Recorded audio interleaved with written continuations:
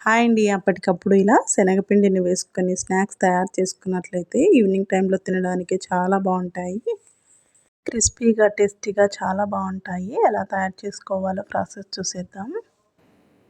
ముందుగా ఒక చిన్న కప్పుతో ఒక కప్పు దాకా శనగపిండిని వేసుకోవాలి. అదే కప్పుతో 3 కప్పుల దాకా బియ్యం పిండిని వేసుకొని పిండిలోకి సరిపోయేంత వామును తీసుకొని నలిపి వేసుకోవాలి. అలాగే కొంచెం కారం, అలాగే టేస్ట్‌కి సరిపడా ఉప్పుని వేసేసుకొని అంతా బాగా మిక్స్ అయ్యేలాగా కలుపుకోవాలి. ఇలా పిండి బాగా మిక్స్ అయ్యేలా కలుపుకొని ఇందులోకి ఒక 2 టేబుల్ స్పూన్ల దాకా నెయ్యిని వేసుకోవాలి. మీ దగ్గర ఉన్నట్లయితే బటర్‌ని కానీ, వెన్నని కానీ వేసుకోవచ్చు. ఒక 2 టేబుల్ స్పూన్ల దాకా నెయ్యిని వేసుకొని బాగా మిక్స్ అయ్యేలాగా కలుపుకోవాలి. వేసుకున్న నెయ్యంతా పిండిలో బాగా మిక్స్ అయ్యేలాగా కలుపుకోవాలి. ఇలా పిండిని కలుపుకున్న తర్వాత ఇందులో కొంచెం కొంచెం వాటర్‌ని వేసుకుంటూ పిండిని కలుపుకోవాలి. వేడిగా ఉన్న వాటర్‌ని కాకుండా నార్మల్ వాటర్ కానీ, గోరువెచ్చగా ఉన్న వాటర్‌ని కానీ వేసుకొని పిండిని కలుపుకోవాలి. పిండిలోకి కొంచెం కొంచెం వాటర్‌ని వేసుకుంటూ పిండిని మరీ గట్టిగా కాకుండా కొంచెం లూజ్‌గానే కలుపుకోవాలి. పిండిని చపాతీ పిండి కన్నా ఇంకా సాఫ్ట్‌గా కలుపుకోవాలి ఈ విధంగా.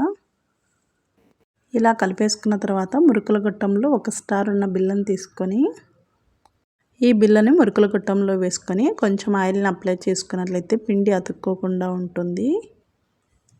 ఇప్పుడు మురుకుల గొట్టంలోకి సరిపోయేంత పిండిని తీసుకొని వేసుకోవాలి. ఇలా వేసుకున్న తర్వాత మిగిలిన పిండంతా ఆరిపోకుండా మూత పెట్టేసి ఉంచుకోవాలి. ఇప్పుడు ఏదైనా పాలిథిన్ కవర్ కానీ లేదా ఒక ఆయిల్ ప్యాకెట్ కానీ తీసుకొని అంతా ఈవెన్‌గా కట్ చేసుకోవాలి. ఈ పేపర్ పైన కొంచెం ఆయిల్‌ని అప్లై చేసుకోవాలి.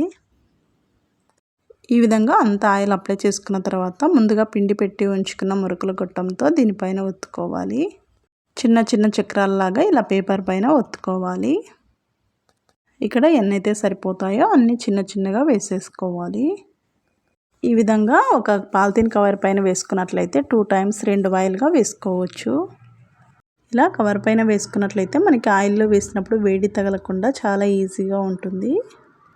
ఇలా ఎన్నైతే పడతాయో అన్ని పేపర్ నిండుగా వేసేసుకోవాలి.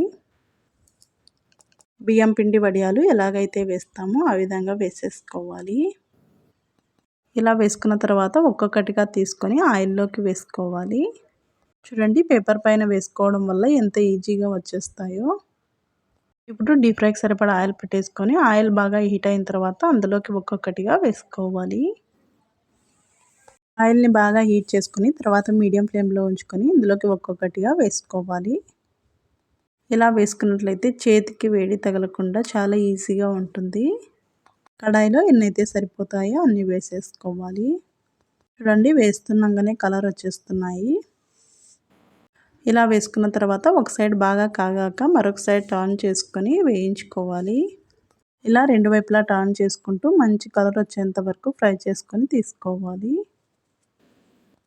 ఇలా బాగా కాగిన తర్వాత తీసేసుకోవాలి. డైరెక్ట్‌గా ఆయిల్‌లో వేసేవాళ్ళు డైరెక్ట్‌గా అయినా కూడా వేసుకోవచ్చు. ఇలా ఫ్రై చేసుకొని ఒక ప్లేట్‌లోకి తీసుకోవాలి.